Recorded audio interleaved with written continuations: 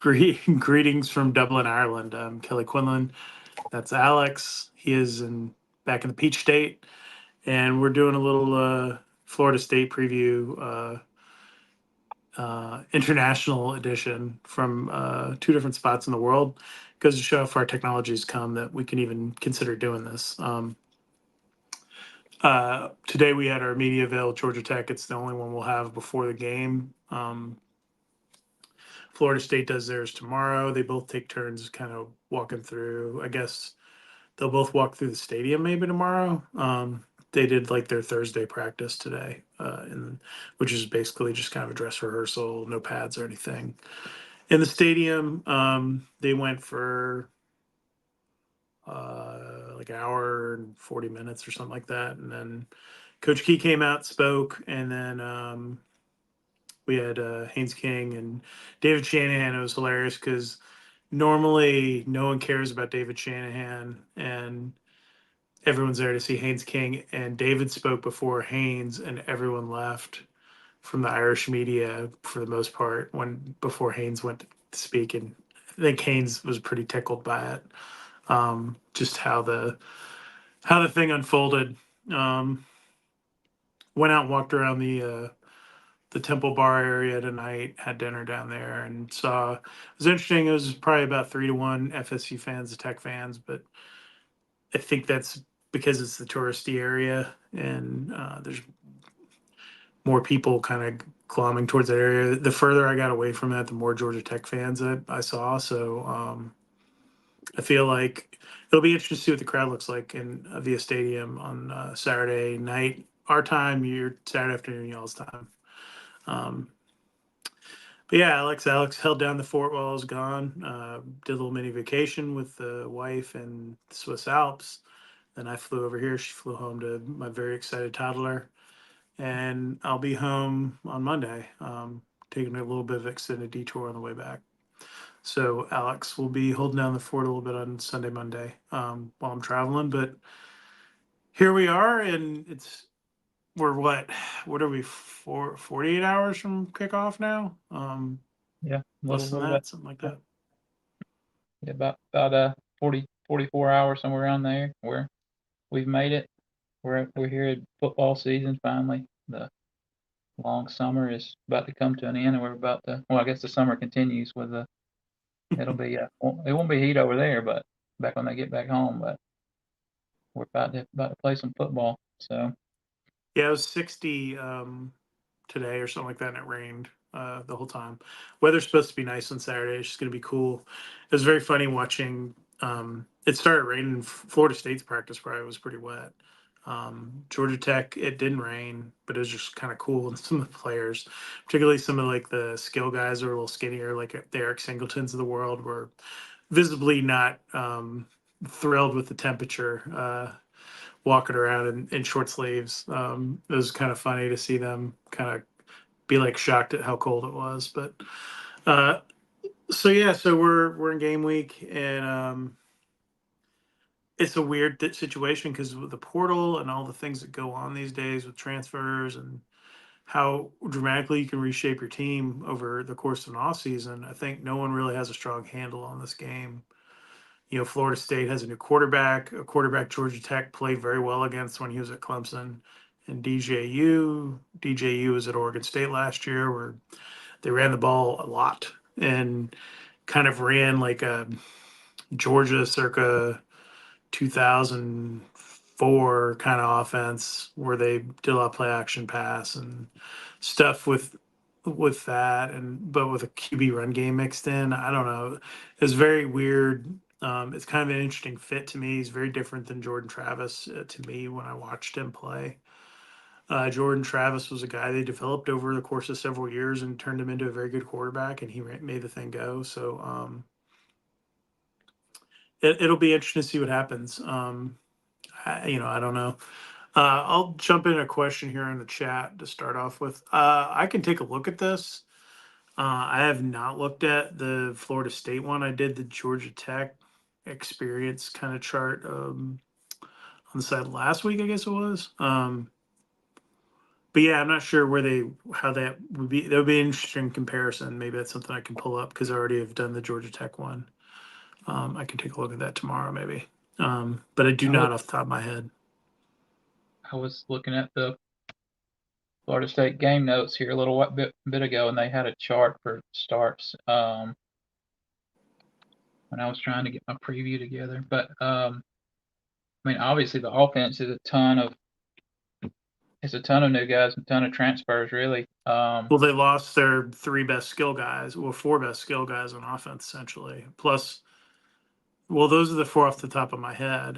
They may be more than that. And I know they have a lot of their line back and stuff, but that's where it gets interesting to me because, like, so when you talk about Georgia Tech in this context, you have basically um, you have just laughing at something in the chat.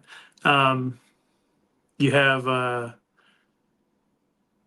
Haynes back, who's start quarterback. Jamal Haynes, your ACC all ACC level running back. Eric Singleton, freshman all ACC wide receiver. You have Blake Rutherford back, who's a really established slot receiver now. You get Chase Lane back, who was your best receiver in your first game and a half of the season last year, including playing against Louisville, who was the number 2 team in the conference last year. And then you get Leo Blackburn back, who hasn't played yet, hasn't played in a year, and was a shell of himself when he played during Brent's interim season because of the wrist injury or whatever it was he had, and hand injury, I forget what it was. So it'll be interesting to see what that all looks like. Um, I I've just got I like Tech's experience edge on offense versus Florida State's offense. so I've got the game notes pulled up right now, and it's got starts by Florida State's offense and defense broken down by year. They've got some guys with a lot of starts on offense. Offensive lineman Byers has got 44 starts. Maury Smith, the center, the all ACC preseason, he's got 41 starts. And then Darius Washington, the left tackle, he's got 37 starts. So they've got some guys with experience. But like we said, it's got DJ on here. It's got 40 career starts, but obviously not at Florida State. But yeah, I mean they've got some experience. It's just yeah, like you said, the skill It's guys. really concentrated on the offensive line, like, Right. which The is skill, good, can be good, right? Like that's one of the core strengths that people point to with Georgia Tech's offense, right? You have 4 of your 5 starters back, and you have Keelan Rutledge, who is all conference at Middle Tennessee, yeah, jumping in at that right guard spot. So yeah. I mean, that's going to be that you want to know what this game is going to come down to. This is what it is. It is the 2 lines of scrimmage. Who wins on those 2, I think, determines the winner of the game. Because I don't know this is going to be some sort of shootout game where teams are flying up and down the field. This game has traditionally not been that. Weather's wonky. It's going to be cold. Um, it's not supposed to rain or anything, but it can be kind of damp just in general. Um, it's sort of like Seattle here. That would be the way I would describe it. So yeah, it's a little different than Tallahassee, Florida, or Atlanta, Georgia, especially in August. Um, take a couple. This is what made me laugh in the chat. It's GC3. First of all, you gotta get it right, Steven. And I imagine he'll be watching it in his Darth Vader chair in his media room and his house and wherever he lives in the Triangle. I don't even know if Jeff moved there. I have no idea what's going on with Jeff. I like Jeff fine, but he's very easy to make fun of. It's a kicking the dog while he's down kind of thing. But uh, I like to rib him now that he's gone a little bit. Listening to the national media looks like one respects our. Looks like one respects our line, depth, and it's depth. I'm not sure where you're going there, brother. maybe no one respects our O line in depth. I don't know. Oh, maybe. I mean, and then, um, So the confidence, I mean, what gives me confidence if you're looking at Georgia Tech is what they've done against Georgia, what they've done with Brent Key as the head coach, how they've looked in teams against teams where they're an underdog. Um, they've played really well. They've played much better as an underdog than they have as a favorite. I saw a stat today that like Brent Key is 1-4 as a spread favorite, and was it 12-3 against the spread as an underdog or something like that, Yep. which is a 12 crazy stat. Um, I saw that too. For my I tend to look at some betting stuff here and there. So I saw that too. That was interesting. So maybe it's a good spot for him to on Saturday. let's see. Excited to see Haynes King, Chase Lane connection with him being back healthy now.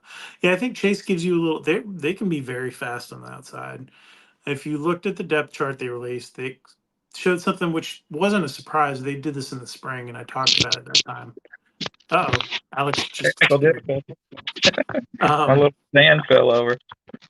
so, All right, we're back up. so they have tremendous speed on the outside right now. Like you have Eric Singleton on one side. You can play Chase or Christian Leary on the outside. You can play Malik and Bailey Stockton. You can flip them outside. You can stack them. You can do all kinds of interesting things with their different receiver combinations. Then you have your bigger body guys who would be like Leo and Abdul Janae, who give you that size kind of mismatch thing. And then they have the various tight ends options. You have the traditional tight end in Jackson Hawes, and then the flex guy in Avery Boyd, Josh Beetham, and then Matt Harpring's kid, Luke Harpring. I almost called him Matt Harpring. Luke Harpring, who's kind of a freaky athlete guy. I think there's a lot of different weapons there. So I think that having Chase, having a complementary weapon, someone that Haynes is comfortable with, so he's not so locked in on Eric Singleton all the time, will be huge for the offense. I, I Um, I think we talked about that a little bit in the first time we did the YouTube. That um, Chase Lane's kind of a guy that I could see as like a sleeper guy for the offense this season because obviously Singleton's going to get a good bit of attention after what he did as a freshman, and then having Blackburn back, I mean, you can't help but give him attention just by his physical presence. And um, I think Lane back healthy, and last year go around with Georgia Tech, I think he's in a good spot to see some pretty good production this year. That was actually one of the questions on the board was a sleeper player for Saturday on offense and defense, and I wrote down Chase Lane for offense, and then defense I wrote down Sylvain because he's also back healthy, and he's kind of a he's been described as a little bit of a freak of nature physically, and I think against their offensive line he's going to be a key guy, and I could see him having a really good game. But he's not getting the same attention that Shanahan is for being back home, but he's closer to home. He said the other day that his family's going to be there. I think his grandmother's going to see him play his first football game. So I can see him coming out with a pretty good effort on Saturday. Yeah, I like Sylvain on defense. I've been a champion of him for a long time. I think he's a guy that people really undervalue. For even Georgia Tech fans for whatever reason, like when Keon White was here and had his great season, Sylvain was almost as good as he was that year, and just they were playing the same spot, and that's what made that defense work, and why they were pretty decent and helped get Brent Key the job as the head coach that year as an interim because they became a kind of a very productive 1-2 punch at that strong side end spot. We'll see what happens. To me, I think Sylvain's a good pick on defense. I think a sleeper guy on offense, to me, it could be Anthony Carey. I think that they have downplayed him a lot, and I wouldn't be shocked to see him play a bigger role. And I haven't asked about it. I tend to not do that stuff. Like people want to know. Like I'm not trying to get into the game plan or whatever. I'm giving you my gut feelings on things, and I think that kid's got a chance to be really special. And whether it's this week or at some point this season, I think people will see that. Um, I, Let's see. the limited part of practice we get to see, I'll just say that Anthony Carey just taking reps and stuff. He looks like he's ready. You know, he's a college football player. He's ready to play. So, I mean, I know there's a lot difference from doing that in practice and getting on the field in games, but he looks like he's not a freshman running back in the Power Five school. So You want to take some questions from the top on from the site? We'll yeah, kind of jump through those. we were talking about all the transfers for FSU, and that was one of the first questions somebody asked is a list of impact transfers other than DJ, obviously. Um, and he said anybody on the level of Keon Coleman. I don't think they have anybody on the level of No, and Keon Coleman. that's the biggest thing, man. That's like they hit like the home run you can hit. Like I joke about it as like being like the perfect free agent addition. That was he was the piece that they were missing that made that thing go last year for them, especially early in the season. I think they got a little better overall as a team as the year went along, but I think he bailed them out very often in the early part of that season. Bailed Jordan Travis out, making some incredible plays. And I think he got wore down as the season went along a little bit from what I saw of them. And maybe he got banged up. I don't know, but he was as big of an impact player as the analogy I would use is like for a lot of Braves fans on here. Um, and if you remember what happened when the Braves traded for Fred McGriff in the middle of the '93 season, right?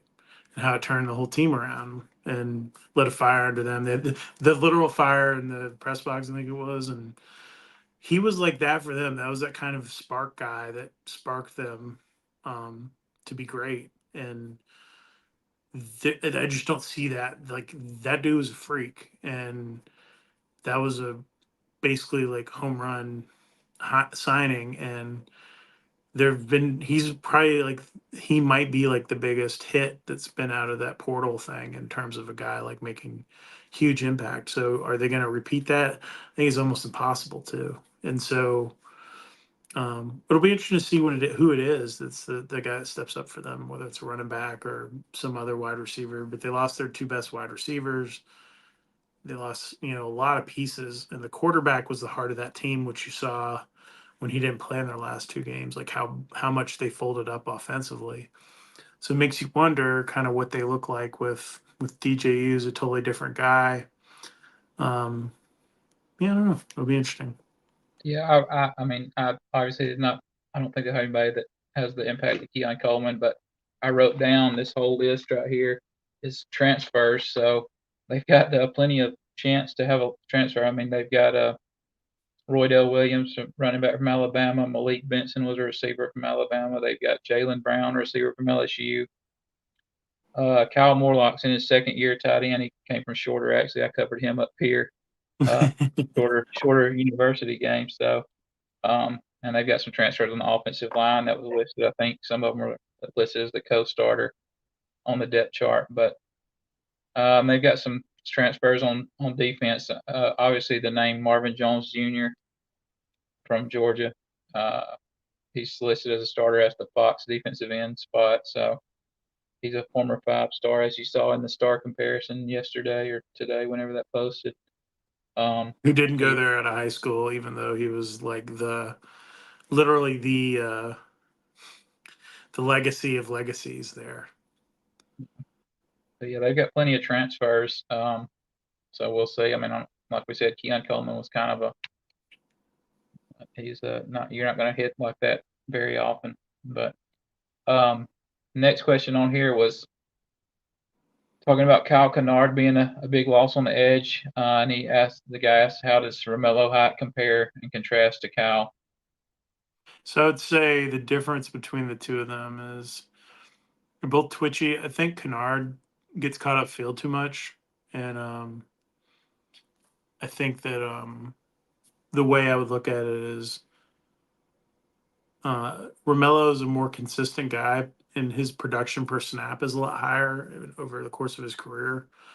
Finishing plays was a little bit better than Kyle. Kyle, the people forget, and this is not a knock on Kyle. Kyle had a lot of plays that were blown up by personal fouls. He could have had a few more sacks last year, but the bulk of his production all came in that Wake Forest game when he had 4 sacks and went nuts in that game. And other than that, he was less effective game to game. Romello was much more spread out, and Romello's they're both kind of NFL talents. I would say that the Romello ceiling's a little higher, and that's why he was at a place like USC. And again, it's not a knock on Kyle, who I like a lot, but I just think he's got the potential to be a more consistent guy who plays. If he does what he's capable of doing, he could be a guy that could punch his ticket to the NFL this season if he has a good year. And you were around Kyle a lot more than I mean last year, but from seeing Romello at the media a couple weeks ago, whenever it was, he's physically like he's pretty imposing looking defensive end body type. So um, I think he's like you said, he's got a pretty high ceiling, and added him and Kevin Harris this year at that spot. I think those combined, they'll definitely make up for the production of Kennard. So And they look the part. Like you see those two guys, they look like Kevin Harris is a big dude. Romello's a big dude. Sylvain's a big dude. Josh Robinson's big. Macias can slide out there. They've got size at the end spot. And then you get the young boys that'll play a little bit. Jordan Boyd. And we'll see. I don't know if we'll see, they had Jacob Cruz and Montre Bradford on the depth chart. I don't know if we'll see them. I would assume we might, just given how much I know that Jazz Simpson and Kyle Pope want to roll guys up front. But it'll be real interesting, and it's funny seeing like people talk about Thomas Gore or whoever, and those are all role player guys like Jordan Vandenberg, and they all have their roles in the defense. And the way the defensive line's going to work, for the most part, is going to be different guys rolling throughout the whole game. It's not going to be this situation they've had the last few years where some guy plays 60 snaps. They're not doing that anymore. You'll see Jordan Vandenberg play 30 really good snaps. You'll see Zeke Biggers play 35 really good snaps. You'll see Horace Lockett play, 25, 30 snaps. You'll see Thomas Gore play, wherever he plays, like Jason Moore. All those guys are going to get mixed in there. Macias, I'm sure, will get some both inside and outside snaps. Like they got enough dudes to kind of even that out over the course of a game. And yeah, maybe they'll try to steal 5 snaps with the Jacob Cruz or whoever. Yeah, that's the thing that I'm most curious about, to be honest with you, is to see how they use those ends and the younger defensive linemen and stuff, how they slot into this as it kind of unfolds this season, because I think it's very interesting. Um, what else we got there, Alex? all right, this is asking about with the loss of Scyther at tight end. How should we be feeling about the tight end group going into this year? It says, I know Kelly's been hyping up Pauls, but beyond that, can Avery Boyd fill that void? Yeah, so it's interesting. The Scyther thing, they were just really comfortable with him in the red zone, and he played that role last year and played it well, but it gave him a lot. It undercut what Dylan Leonard and Luke Benson and those guys did that played way more snaps. He kind of got the glory as the red zone guy. But the way I look at it is, Haas can do all of that, right? And then you have Avery Boyd, who gives you that sort of flex guy that can line up outside. He can play tight end. He can line up kind of all over the place. And they've been working towards that with him for a long time and trying to get his blocking better. And the other kind of X factor in all this, too, without even getting into the tight end room, is having a guy like Leo Blackburn who's got that height. And you have Abdul Janae who has a height. You can go big with those two on the outside, and then have Avery and Hawes play your 2 tight end spots and have big personnel on the goal line to go with whatever package you want to run down there. Josh Beetham, the kid from Michigan's pretty talented. Rylan, the kid from Mississippi State / Georgia, he has experience. They've got enough bodies there. And then the freakiest dude of all that group is Luke Hartbring, the true freshman, who's, as Brent said about him, once he learns where he's going, he'll be real dangerous. Like he's just figuring out the offense, and I think they've come up with maybe some ways to use him since they put him on the depth chart. Um, I'm excited to see what he can do too, because he's a freaky dude. He's got his dad's athleticism, and so I think there's enough options there. It'll be interesting to see what Haynes is comfortable with. Clearly, he had some sort of connection with Sather, and that's why they really pumped that in that package in the red zone. But I'll be, is that something they'll do go moving ahead? I don't know. You talked about Kennard having like his production like in specific games like bunched up. Sather kind of had that Yeah, too. he had a Like couple games where he had the UNC game, I think it was. he had two Um, touchdowns. I remember yeah, that around the the field toe after that. tap one they had to review. That was Yeah, that was a hard to pretty do. harrowing moment to watch live. They're like, because I've seen so many reviews, like they don't sometimes like to overturn stuff. Those ones that are less judgmenty are a little bit easier, but we all remember the Northern Illinois game, right? Like where you had the 2-point conversion play that went sideways because of a review. So um, you didn't never want to be in that situation where you're having to, to push that. Gotcha. Anything else? All right. We talked about the sleepers, so we'll skip over that question. This one says if Georgia Tech wins on Saturday, well, it will be because of what we accomplished what on the field. That was kind of what do they have to accomplish on the Sure. field. I would So say defensively stopping the run and offensively getting after Florida State and putting some points on the board, putting some pressure on them. Whether it's hitting one or two big plays here or there, or just consistently driving the ball somehow. That's where it gets interesting for Buster Faulkner. I had a funny conversation with him today, where as they were getting ready to go out to practice, Buster's a guy who doesn't like flying. Brett talked about it, I think, on Tuesday, right? Like in his presser, yeah, and we it's had a gonna be very funny conversation about how much he disliked the flight over here from Ireland. But Buster's a guy that, he's got to come up with what's going to work in this game, and whatever that is, I'm sure he's had plenty of time to think about it. But finding a way to move the ball consistently on offense and putting some points up on the board. I don't think you need to be in a shootout situation where scoring 30 plus points. I think this is going to be a lower scoring game. So putting some pressure on Florida State to make DJU win the game, right? And that's what can help your defense out. If the defense does their job, they get off the field, stop the run. I think those are the things that will lead to Georgia Tech victory. What doesn't is getting gashed in the run game, bad run fits, giving up explosives, which is what killed them 2 years ago in Tallahassee when they kind of came to life in that game. I think it was Johnny Wilson just kind of came to life for the first time down there, and that was the first time they looked kind of like the offense they were last year. Was in that Tech game, being big plays. So that's the recipe, and it's going to be the recipe all year for Georgia Tech in these games where they're playing really talented teams. Controlling things offensively, being able to impose your will, drive the football, and then defensively shutting down the run and making teams one-dimensional. Those are the things that are your recipe, and they've at times shown the abilities to do that. The Georgia game was a good example where they were overmatched and played really well by being very fundamentally sound in the game as much as they could. I mean, well, I guess we think a whole lot alike because I wrote down just limit that Florida State running game and make DJ kind of beat you with his arm, which I mean he's obviously a And he's five not a star bad corner, quarterback. right?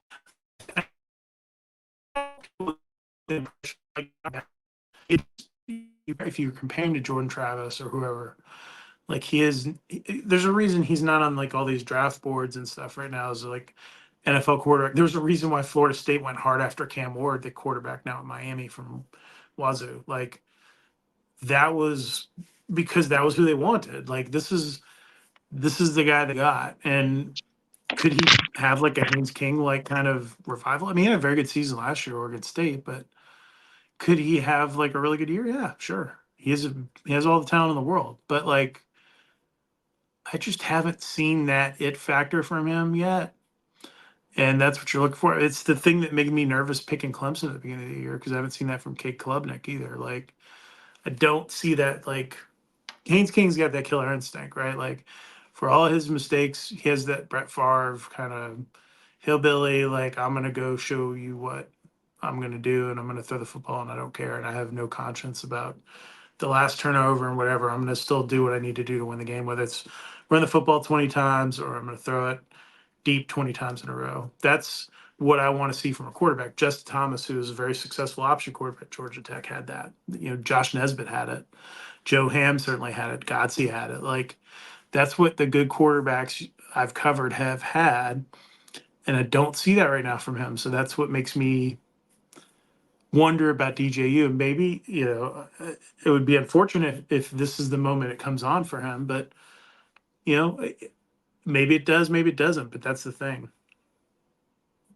Yeah, I think he's behind a better offensive line than he has been too, so that's obviously going to help him some. So, um, Here's a question from the chat.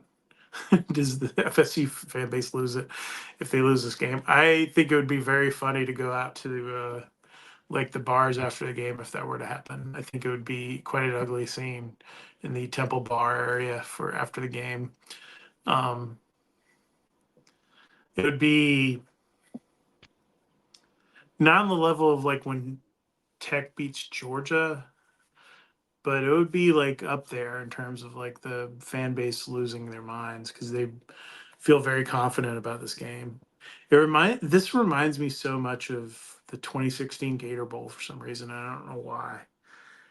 Um, Kentucky fans thought that was like their moment. They've arrived as a football team, and they're to come in and kick this Georgia Tech team's butt. And so much smack talking from these Kentucky fans that like it's like you're Kentucky. You're like in this bowl game because like Tennessee sucks. Like and then Georgia Tech just whipped them, and I don't expect that to. It's like I'm not expecting anybody to whip anybody in this game, but it would be very funny if Georgia Tech won, and it was somewhat convincing enough to. It would create a lot of heat just in general on the Florida State situation. I don't remember who it was, but I saw some I don't know if it's like a national football, like a media guy, but he was talking about it's just kind of the laziest take. I don't want to call anybody out specifically, but just um, like Florida State's coming off the Orange Bowl 63-3 loss, and they're going to be so motivated to like put that behind them, and like they'll come out Why with a were they not vengeance. motivated to show a pulse against Georgia's third string team? Exactly. Like, So, but yeah, I don't know. I mean, I think it's going to be a competitive game. I don't. didn't they I'm play just like didn't they play like Will Muschamp's kid in at quarterback in that game against at one point against Florida State? yeah, Like I seem to yeah, remember something like that. Like yeah. they like emptied literally. It was like the Clemson game that Georgia Tech played where the punter came in and threw a touchdown. It was like that level of like just utter disaster. And I don't know how you get like that out of whack. But like to think that this is going to suddenly fire them back up Right. is fascinating to me because it sure as hell didn't seem like that when their kids were talking at ACC kickoff and all that stuff. Like they seemed to be like acting like they were playing Virginia And and not and a pretty good like Georgia Tech team. like we were talking about earlier, like they've got like a ton of new guys, like a bunch of guys that weren't even a part of that. So like I don't know. That's How motivated do you feel like Marvin Jones, Chiros, who's on the other side of that game, or like yeah, I like DJU, who DJ. was Yeah, where who that wasn't I there? don't know what did he play in their bowl game? I have no idea. Like, um, yeah, I question that. I think there's some Brent Key and some other coaches have talked about last year's last year, right? And most good coaches I know, Nick Saban always talked about this. Like, last year's last year. It has nothing to do with what's going on in the team that you have right now. There generally is at least a 30% turnover on your roster. That's pre-portal year to year with kids graduating and whatever, even walk-ons leaving and all that stuff. So each team you're trying to find your identity. This is something I've kind of hammered home about on JOL with Georgia Tech fans. Is like, yes, the offense was clicking down the stretch and all this stuff, but it doesn't mean anything when you start a new season because so many pieces change and the way teams scheme you and all those things change. And you're not. This is not the triple option or something. There's a lot of different ways to move the ball with Buster's system. So I think that you're not necessarily looking for exactly the same thing every time, and that's the point that I try to make defensively, offensively. The carryover effect from one year to another is not as great as people think it is, unless you just have like a really great structured culture where and this is Brent Key talks about building culture. Most good football, Alex Golish, another young coach who I spent a lot of time with, talks about this all the time. You're trying to build this culture, and it needs to be player led. And when you're player led, that's when the ceiling of your program rises up. And when it's coach led, that's when you hit the kind of walls. Alabama, I think that was what they ran into last year when they couldn't get as far as they needed to. It was Nick Saban was having to push too hard. It wasn't his player led culture. And so it's hard to do that when you're so heavy on the portal, especially at your key leadership positions like quarterback. And I think Jordan Travis was probably part of what hung their culture at Florida State. So it's weird to bring in a new guy and expect him to do that year one. I think it's going to be really interesting to see what this looks like. And all they know is from what they've seen playing against themselves too. So that's a hard measuring stick. Yeah. There's this last question, just kind of the same thing with the tight ends we talked about, but it's just being down two tight ends who will rise to take their place. We kind of talked about I mean, Boyd they're and technically only down one, right? Like yeah, Jackson Long, I don't know how much he would have played. When he was having an okay spring before he got hurt, but it wasn't like he was this guy they expected to start. I mean, I guess technically he lost two or something like that, but I mean, I think that there's a lot of different ways you can cut that. I think they're deeper at wide receiver now too. You can spread the ball out. They're got options at running back. You got Jamal. You have Trey Cooley. You have uh,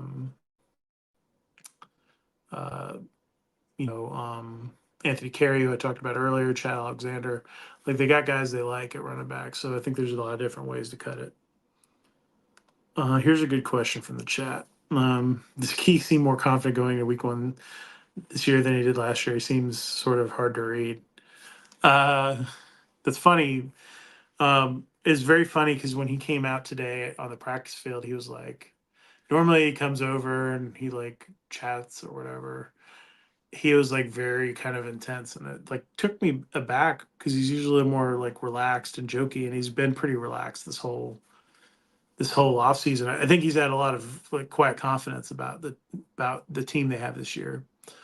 And then I realized as we were standing there and I watched him walk over to talk to Coach Saban, I was like, oh, he's like uptight because his former boss is here, and he respects Nick so much that it's going to be hard for him to not like that relationship's so weird. It's like when you're around someone that's like mentored you or whatever. I remember um being like starstruck. I met Bob Ryan, right, from the Boston Globe, who I read as a kid and was like idolized and all this stuff. And I met him at a game that Georgia Tech fans would love. Georgia lost to Vanderbilt on homecoming that year, in 2006.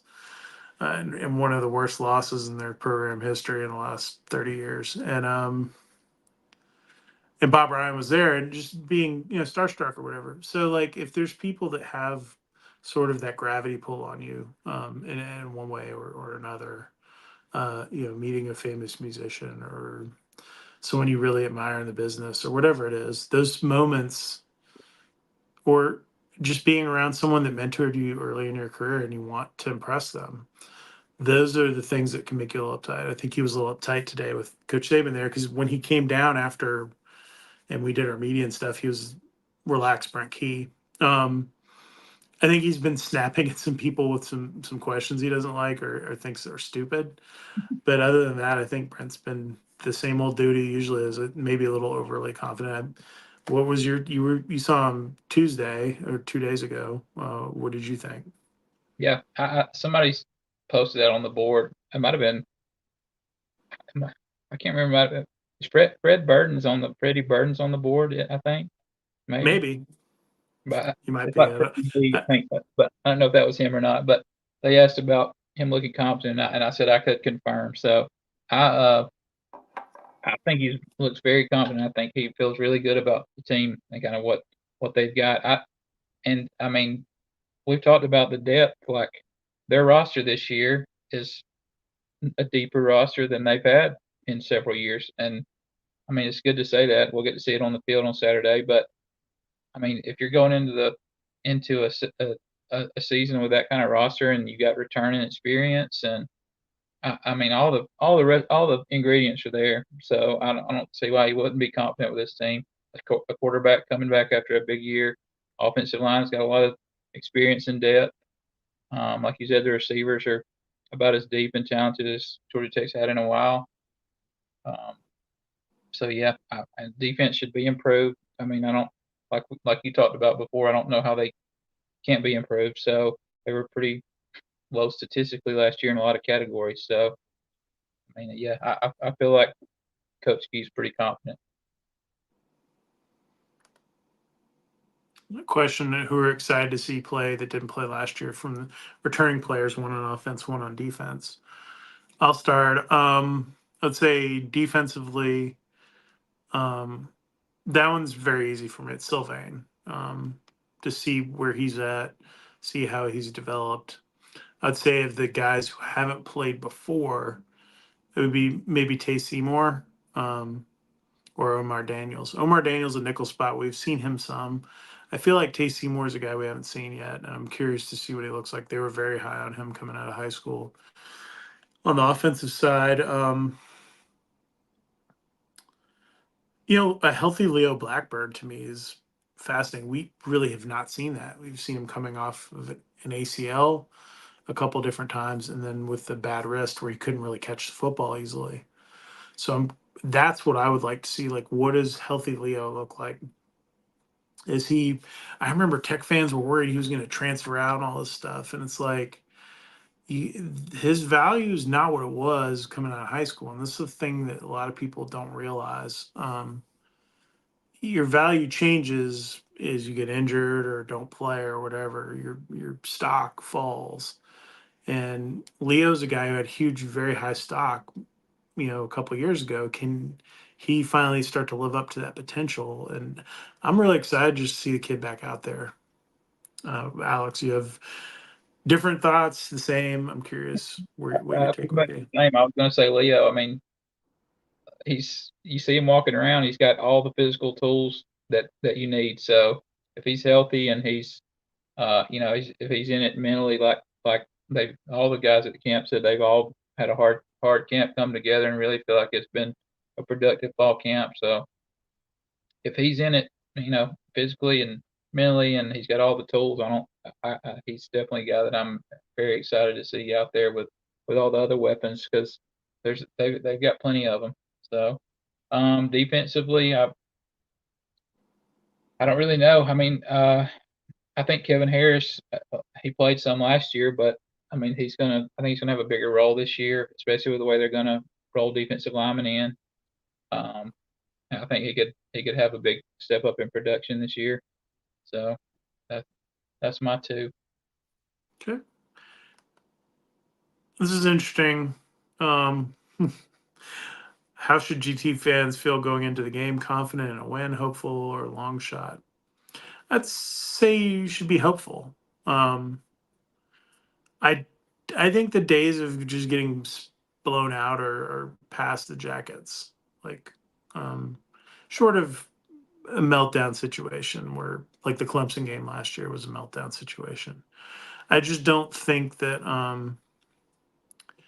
that's going to be the identity of this team going forward. I think this is going to be more akin to the Miami game, the the Georgia game, the Carolina game, where it's back and forth, and the team that plays better, especially probably in the second half of the game, is going to be the one that wins the game, and that having a want to win, and the physical belief, well, the physical superiority of proper training, but also the belief in yourself and what the coaches are doing, and the process that you've put into place. Those are the things that carry you through those moments. And that's the thing that I think that Brent's trying to preach over and over again to everybody. And that's what I'll be curious about to see with this team. Um, what's up, Chaz? Um, it's been fun, guys. I appreciate Alex for jumping on at the last minute. We were trying to kind of arrange all this funkily. I It's been a long couple days. It's been a long week on the road, and looking forward to getting home, seeing my family, and all that stuff. But I think that it's going to be exciting. One last question from the chat. I'll just answer. People are asking if the locals have any feeling. I don't think they really care one way or the other. There hasn't been a USC moment. There hasn't been a USC moment. Where like they pissed off the local fans, Florida State or Georgia Tech in any way. I wonder if maybe the just having David Shanahan might give Georgia Tech a little bit of an edge, but we'll see. Apparently, like I don't know if this has happened yet, but I guess Shanahan's gonna be on the Today Show or something like that. So keep your eye out for that. He should be doing a lot of new stuff the next 24, 48 hours. Some of it may have already been taped, but they're definitely doing a good job of Georgia Tech is of making sure to make the most out of promoting that he's playing over here, and obviously not making Sylvain feel like a second banana either, because he's roughly 90-minute flight from home, which is the closest he'll probably ever come playing football at this level, at least at this level, to playing close to home, unless he gets into the NFL and plays one of those European games.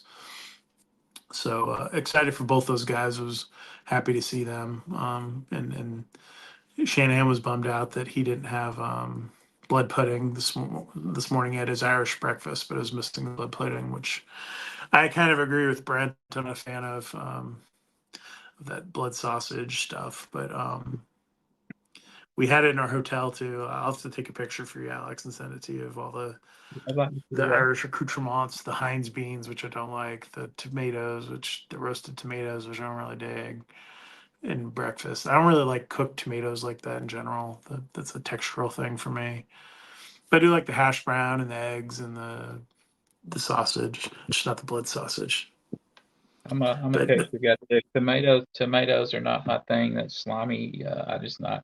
I'm I not was that kind waiting of for guy. Key. Key really he had an opportunity to like talk about okra or chitlins or something today in his presser. And I feel like he missed it when he went on his little rant at the end about the blood sausage. And something not for everybody. There's stuff that I like that people hate, or my wife, even things I like my wife doesn't like, or vice versa. So everybody, I don't yuck somebody's yum, but that's that's that's that's how it is. But thanks, guys.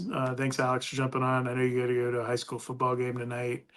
Not anything Georgia Tech related. He's just doing a little freelancing. And I'm gonna be excitedly checking out my bed here since it's almost 10 o'clock, and my I am body's at. very, very confused. Yeah, I'm going right across town to watch Pepperell play tonight. But I'm doing some JOL related stuff tomorrow night. I'm gonna drive down to Fellowship Christian and watch the battle Mr. of the two. Petty, Yeah, Petty, and he's facing Hebron Christian, so he's going to go up against Carrington Coombs. So that they might actually line up against each other a few that'd times. be cool. So that'll That'd be be fun. But fun. and then Well, I'm headed cool. to I appreciate it. And Adairsville, the home of Catlin Alford, former yeah, Georgia Tech offensive lineman, who unfortunately I think dropped out of school, never finished. But he was like about as like uh, redneck, kind of like backwoods dude as they've had play at Georgia Tech in my time. I liked him; he was a cool dude, but like he was definitely out of his element in the city of Atlanta. He was he yeah, I've got a story about Catlin Alford about him getting in a little kerfuffle at one of the Daresville games after he graduated. So yeah, I can back that up a little bit, a little bit. But yeah, the home of Vic Beasley too, the former top pick from the Falcons. But, but yeah, I'm confident. I'm obviously working. I'm a professional now, but I'm also a Georgia Tech fan. So I don't know if we're going to win Saturday, but I feel a whole lot better than I did 2 years ago about the program and where the team is. So I don't know. We'll see. I think the hype of Florida State's coming into the season is kind of baffling to me because, like we said, they got so many new guys, and yeah, I don't. I think the line. To me, Alex, I think it's all about the fact that people do not think Clemson is going to return to form under Dabo, and it says to me a lot more about that. And I'm not like this big. People know I've never been like some huge Dabo fan, and I like Mike Norvell. I think he's a very good coach. I actually said hello to him today, and I almost instinctively said "Good luck, coach," and I like caught myself before I said it to him because I realized I was like, that's like bad karma for me and what I do for a living, covering Georgia Tech. But my instinct is always to say that to a coach when I see them, like before a game or whatever. He's a nice guy. He's always been very nice to me, Mike Norvell. But and so is Dabo. But like, I think they're gonna like bounce back and be like pretty good, and they have like their whole team back. And I just it's hard to be this like free agent like Ole Miss has tried to do, or like some of these other teams that lean so hard into the portal. I think you have to look at it the way Brent Key talks about, or Kirby even at Georgia, where you're building your farm system and you're adding people in here and there as like free agents to fill spots like the Braves have done successfully in the past. Like it's not about going out and finding your Braves aren't going out and signing Acuna as a free agent, like big money signee guy. That's a guy they developed in their own system. Maybe they'll go get a Matt Olson to replace Freddie Freeman, who you lose, but you're not going out and the heart of your team is generally going to be your core guys that you brought in. And you can bring in a Matt Olson here and there, but you have to have Austin Riley. Like in Braves parlance. That's the way I would explain it. So yeah, we'll see. And it would be very funny if like, yeah, someone this came up in the chat, and I don't expect this to happen, but um, homeboy saying that Clemson's going to upset Georgia. It would be something else if both Florida State and Georgia lost in the first week of the first 8 days of the season. Like that would be an absolute chaos scenario for the playoff prognosticators that have picked out all this stuff. So it would be like if Texas lost early too, and they're down to like their third running back or something like that. So a lot goes in, man. You got a lot of things go right to win in football, and Florida State had all of their cards in a row going, and then until they didn't, and so we'll see what happens. Well, I think the people that I always look to is the people in Vegas that seem to know things, and I think the spread was like I think up to 14 at some point in the It last was 2 weeks, 2 touchdowns, and I thought that was insane. Like and and if it's if I dropped. were to break my rule, I would never bet four against Georgia Tech. But that Yeah, was about as tempted as I've ever been to like bet a lot of money like on Georgia Tech because that seemed it insane to me. but last I saw it, I think yesterday it was down to 10.5. So it's coming down. So somebody I would knows. not be shocked to see it at 9 by Saturday. Same. Like, and at 9, that's anything under 10 is okay, fair enough. Like, I thought 2 touchdowns was a big number for a game like this in Ireland. But it Yeah. shows you where the money's going, right? When the line moves, that means people are betting on Georgia Tech. So that'll be interesting. That I'll be curious to see what I'm sure you'll be on top of the sharps and what they're up to, Alex, going into this one. I take a look every once in a while. Yeah. Well, you go enjoy Adairsville, Georgia, and go to Buc-ee's or whatever you're going to do. I I'm going to Is it? Lindale, Georgia, a little smaller at Daresville, right down Oh, the road. oh, okay. There you go. So yeah, but yeah, go get some rest, and we'll be ready to watch some football on Saturday. All right. Thanks everybody for joining us, and we'll be back soon with our overreaction show to the game. Probably we'll do that from my hotel in Toronto on Sunday night. But thanks everybody for joining us. Alex, I'll be in touch, and see you guys this weekend.